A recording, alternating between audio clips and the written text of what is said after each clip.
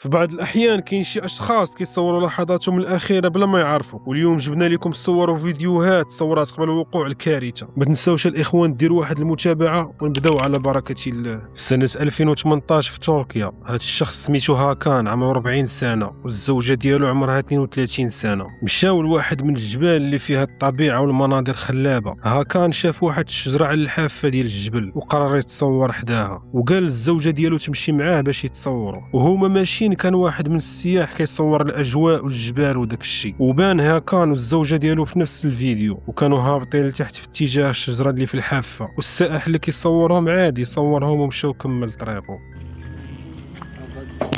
İstanbul'da niye Bakar mısın dışarıda? teknenin yana durduğu koyu? Muhtemelen kapak koyu da şurada bak. Şöyle gidiyor ya koy. Anne aç.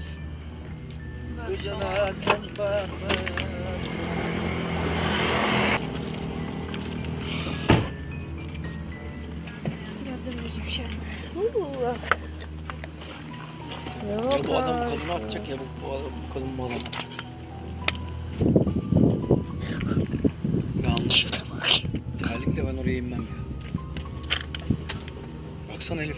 في ذاك الوقت هاكان والزوجه ديالو وصلوا للشجره وتصوروا هاد الصوره، وبعدها السياح شافوا هاكان جاي مخلوع وكيقول لهم بان الزوجه ديالو طاحت من فوق الجبل. اتصلوا بالشرطه والاسعاف، ولما وصلوا لقاو الزوجه ديالو فارقه الحياه وكانت حامله في شهرها السابع، والطفل حتى هو مات. فالشرطه قالت لهاكان بان الزوجه ديالو ماتت، شافوا رده الفعل ديالو جدا طبيعيه وكانه ما ماتش ليه شي واحد عزيز عليه ولا قريب منه، والموضوع جدا عادي عنده. الشرطه استغربات ودخلهم الشك، كيفاش السيد الزوجه ديالو ماتت وحامله بطفل هو عنده القضيه عاديه؟ الشرطه فتحت تحقيق كيفاش طاحت وفين ومعاش، واصلا علاش نزلتو تماك، وهما تيحققوا معاه بقاو كيقلبوا في الماضي ديالو، علاش السيد كيتعامل بهذا البرود، واش مريض ولا مصدوم. واكتشفوا بان هاكان كان عنده ديون كبيره وخدا قرض باسم الزوجه ديالو بلا خبارها، ومن بعد الا ما سددش الدين اللي عليه البنك غادي تخبر الزوجه ديالو. وكان هاكان داير واحد التامين على الحياه ديالو هو والزوجه ديالو والابن ديالهم اللي مازال ما تزاد في شركه التامينات، وعلى داك الشيء قرر ينهي الحياه ديال الزوجه ديالو وياخذ فلوس التامين ويسدد الديون اللي عليه. ولما مشاو للشجره اللي صوراتو فيها قال لها حتى هي تجي تجلس بلاصتو ويصورها. ولما الزوجه ديالو قربت للحافه دفعها من فوق الجبل. وفي عام 2021 ومع كثره الادله اللي كل هذا الضوء تحكم على هاكان بالسجن مدى الحياه.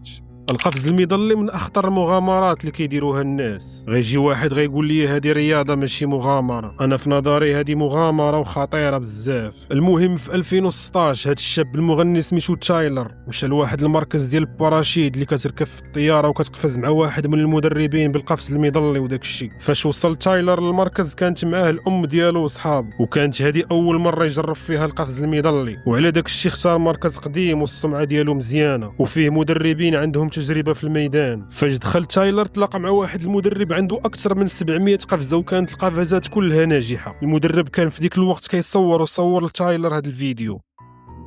Welcome to Parachute Center. What is your name? My name is Tyler Turner. What are you doing here? I am going to jump out of a plane. It's your first time. First time indeed. Maybe you're a little bit scary. A little bit scary. When I get up there, it's going to be like, oh gosh, adrenaline's going to kick in. Just let it happen. Okay. Who is it? That's my mom over there. Hello. Very loving mom. Done a lot for me in my life. Hope more that she'll help me with more of my life because I want to make it. Okay. We're going to make it. Do you ready?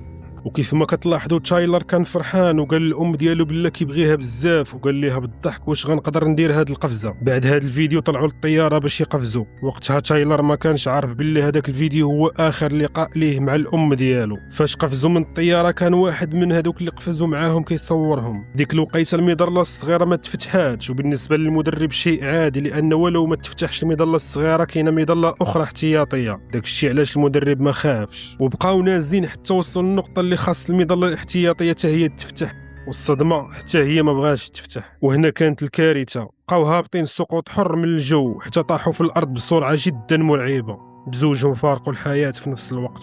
في سنة 2015 في الصين خرجت عائلة مكونة من 3 ديال الأشخاص، الزوج والزوجة والطفل ديالهم، خرجوا يتسوقوا في واحد من المولات. فاش وصلوا للمول الزوج دخل الحمام أعزكم الله. الزوجة كانت واقفة مع الطفل ولاحظت أن الطفل بغى يطلع في الدرج الكهربائي وكان متحمس. الأم قالت غنطلعوا وننزلوا في الجهة الثانية قبل ما يخرج الزوج ديالي من الحمام. شدات في يد ولدها وطلعوا في الدرج الكهربائي، ولكن اللي ما كانوش كيعرفوه هو أن هاد زوج بنات طلعوا قبل منهم. وفاش وصلوا لنهاية الدرج كانت رجليهم غادي تطيح داخل المحرك، ولا شي واحد طاح لداخل يا إما تقطع عليه رجليه يا إما نقولوا عليه الله يرحمه. المهم البنات كانوا واقفين باش يحضروا الناس باش ينبوهم وما يطلعوش للدرج الكهربائي، ولكن في ذاك الوقيته الأم والابن ديالها طلعوا لنفس الدرج وكانوا وصلوا النصف وما يقدروش يرجعوا للور. فاش شافوهم البنات حضروهم وقالوا لهم راه الغطاء ديال المحرك بغى يطيح. الأم فاش سمعتهم هزات الطفل ديالها، وفاش وصلوا للمكان الأم بغات تدوز بسرعة ومع الثقل ديالها والثقل ديال الولد الغطاء تهز، وبمجرد ما تفتحوا الأم وهي غطيح لداخل رمات الطفل ديالها البنات ومسكوه، والأم دخلات عند المحرك وتقطعات بالكامل. وهذا كان من أكثر المشاهد المرعبة اللي تخليك تعرف قداش هاد الدرج الكهربائي خطير. صراحة أنا شفت هاد المقطع وقلت يا ريت ما شفتوش، حيت فين ما غنجي نطلع في بحال هاد الدرج غنتفكر هاد الحادثة. الله يسرنا ويسركم ويسر جميع المسلمين. هاد السيد سميتو يونغ،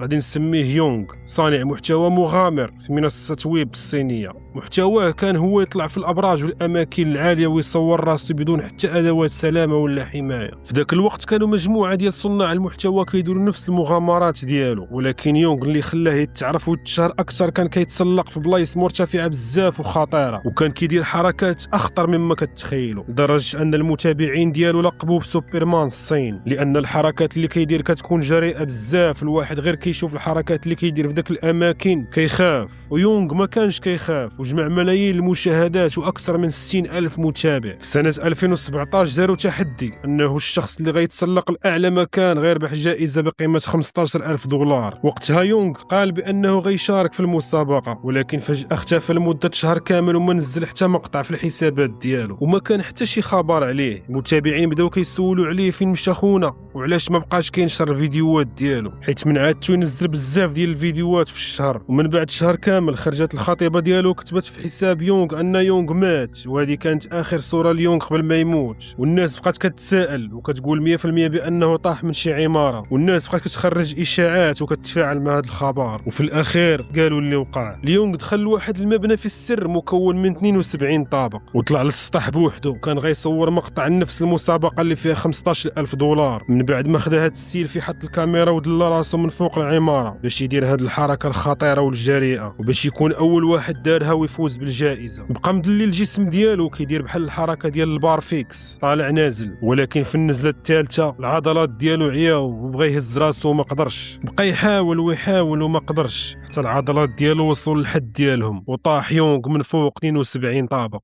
فادين شاب في العشرينات تزوج بالعشيقة ديالو. بعد زواجهم بأسبوع كانوا مسافرين من ولاية لولاية بالسيارة باش يدوزوا شهر العسل. الطريق كان فيه 2 ديال المسارات، شي غادي شي جاي، وما كاين حتى حواجز. واللي وقع هو ان فادين كان سايق فجأة سمع صوت غريب وشاف الزوجة ديالو في جنبه كتنزف ومضروبة بضربة خطيرة في راسها، وكانت ياجورة داخل السيارة. الزجاج الأمامي ديال السيارة كان مهرس، والزوجة قبل ما توصل سيارة الإسعاف فارقات الحياة من قوة الضربة. فجات الشرطة وراجعوا كاميرات المراقبة اللي كانوا متبتين في السيارات، اكتشفوا بأن وحدة من الشاحنات كانت جاية في الاتجاه المعاكس وكانت محملة بالياجور. وحدة من الياجورة طاحت من الشاحنة، ومع سرعة السيارة وسرعة الشاحنة الياجورة اخترقت السيارة وضربت الراس ديال الزوجة ديالو. الشيفور ديال الشاحنة كمل طريقه حيت ما فراسو والو وما جيب للدنيا خبار. من بعد بلغوا عليه وتم القبض عليه بتهمة انتهاك قواعد المرور والسلامة، وللأسف بسبب هذا الإهمال ديالو توفى شخص.